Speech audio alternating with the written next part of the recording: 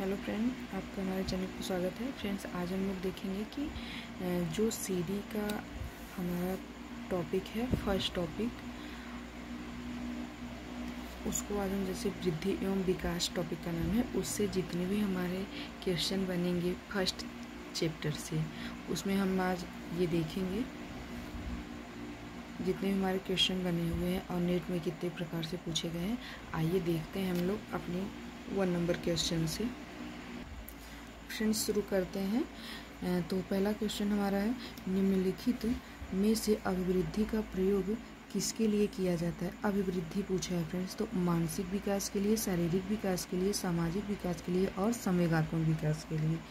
तो फ्रेंड्स, मानसिक विकास के लिए हमारा जो ये यहाँ पूछा है अभिवृद्धि, ना कि विकास पूछा है। तो अभिवृद्धि का मतलब होता है फ्रेंड, जैसे कि जिसको हम देख सके, जैसे हमारी लंबाई बढ़ रही है और जैसे हम भार, जैसे वजन कर सके किसी का, ये सब अभिवृद्धि है। लेकिन जिसको हम देख ना सके वो हमारा विकास है, जिसको हम अनुभव से कर सके वो विकास है। तो यहाँ अभिवृद्धि पूछाती है। मानसिक विकास जो है ये हेतु होता है अभिवृद्धि, तो ये गलत है फ्रेंड। सामाजिक विकास के लिए होता है तो ये भी गलत है। संवेगात्मक विकास के लिए ये भी गलत। ये जो शारीरिक विकास होता है ये अभिवृद्धि के लिए किया जाता है। तो इसका राइट आंसर शारीरिक विकास हेतु होगा। सेकेंड क्वेश्चन क्या कह रहा है फ्रेंड? सेकेंड क्वेश्चन क्या कह रहा है, विकास से संबंध में निम्नलिखित में से कौन सा कथन सत्य है। तो यह एक सतत प्रक्रिया है। विकास यहाँ असत्य पूछा है, विकास पूछा है, डेवलपमेंट। तो यह एक सतत प्रक्रिया है, बिल्कुल सही है। यह परिवर्तनों की प्रगतिशील क्रम है, तो ये भी सही है। यह परिपक्वता तक चलता है। यह जन्म पूर्व अवस्था में भी होता है, ये तो सही है, जन्म के पूर्व अवस्था में भी होता है। लेकिन यह परिपक्वता तक चलता है, ये तो गलत हो गया फ्रेंड्स। परिपक्वता तक तो हमारी अभिवृद्धि चलती है। ये तो जीवन मतलब स्टार्ट जब से होता है और डेथ तक होता है, मतलब जन्म से लेकर मृत्यु तक हमारी ये विकास होती रहती है। तो इसका राइट आंसर ये सी हो जाएगा। क्वेश्चन नंबर 3 क्या कह रहा है? क्वेश्चन नंबर 3 देखते हैं। इसमें कह रहे हैं मानव विकास को कितने क्षेत्रों में विभाजित किया गया है।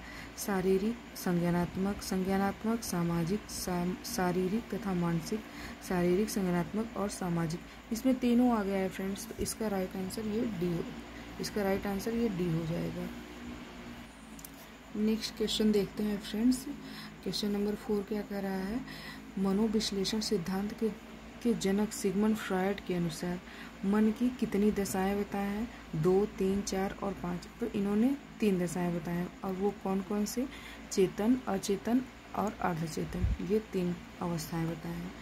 और क्वेश्चन नंबर 5 क्या कर रहा है, मानव विकास के सिद्धांतों में कौन सा सही नहीं है पूछा है। तो विकास एक सापेक्षिक रूप से क्रमबद्ध प्रक्रिया है।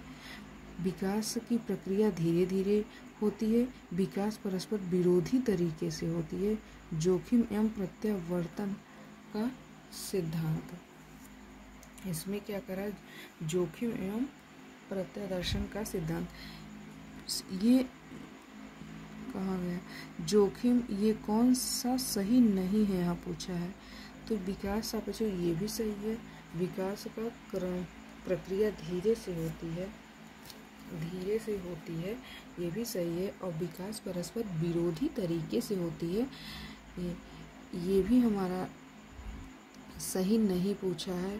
तो ये बिल्कुल सही है। ये जोखिम एवं प्रत्यावर्तन का सिद्धांत, ये हमारा राइट आंसर हो जाएगा। और क्वेश्चन नंबर 6 क्या कह रहा है, देखते हैं। क्वेश्चन नंबर 6 क्या कह रहा है, मस्तकाधोमुखी सिद्धांत का के अनुसार विकास होता है। मस्तकाधोमुखी का मतलब सेफलोकॉर्डल से लिया गया है। सिर से पैर की ओर होता है सेफलोकॉर्डल को, आप ऐसे याद भी कर सकते हैं। सेफल मतलब सिर और कॉर्डल सिर से पैर की ओर, ये हमारा हो जाएगा बी आंसर इसका। निम्नलिखित में से ये 7 नंबर क्वेश्चन देखते हैं। निम्नलिखित में से कौन सा मानव विकास का सिद्धांत नहीं है।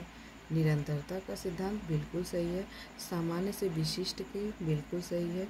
जनरल टू स्पेसिफिक और क्रमिकता का भी है। विलोपन का विलोमीयता का कोई सिद्धांत नहीं है फ्रेंड्स। ये हमारा यहाँ सिद्धांत नहीं है पूछा तो यही हो जाएगा। क्वेश्चन नंबर 8 क्या कह रहा है, निम्नलिखित में से विकास के संदर्भ में कौन सा कथन सत्य है। विकास के संदर्भ में कौन सा कथन सत्य है। यह प्रौढ़ होने पर रुक जाती है, गलत है। यह वृद्धि का हिस्सा है, बिल्कुल गलत है। यह विकास का हिस्सा वृद्धि है, ये तो सही होता है लेकिन ये गलत है। यह निरंतर चलने वाली प्रक्रिया है, बिल्कुल सही है। यह सामान्यतः कद काठी एवं वजन के संदर्भ में देखा जाता है, ये आपका बिल्कुल गलत हो गया, क्योंकि कद काठी एवं वजन के संदर्भ में तो आपका वृद्धि देखा जाता है, ना कि विकास देखा जाता है। तो ये आपका राइट आंसर। यहाँ कौन सा कथन सत्य है पूछा है। ओह सॉरी फ्रेंड्स, देखिए यहाँ पूछा है कौन सा कथन सत्य है ना। यह प्रौढ़ होने पर रुक जाती है विकास, तो बिल्कुल गलत है, क्योंकि यह जीवन पर्यंत चलने वाली प्रक्रिया है। यह वृद्धि का हिस्सा है, बिल्कुल गलत, बिल्कुल गलत। वृद्धि का हिस्सा विकास नहीं है, बल्कि विकास का हिस्सा वृद्धि में आ जाएगा, ये गलत हो जाएगा। यह निरंतर चलने वाली प्रक्रिया है, ये आपका बिल्कुल सही है। और ये तो देखिए आपका वृद्धि है। ये तीनों, ये 1 2 और ये तीनों आपका वृद्धि है और ये आपका विकास है, तो इसका राइट आंसर यही हो जाएगा। क्वेश्चन नंबर 9 देखते हैं।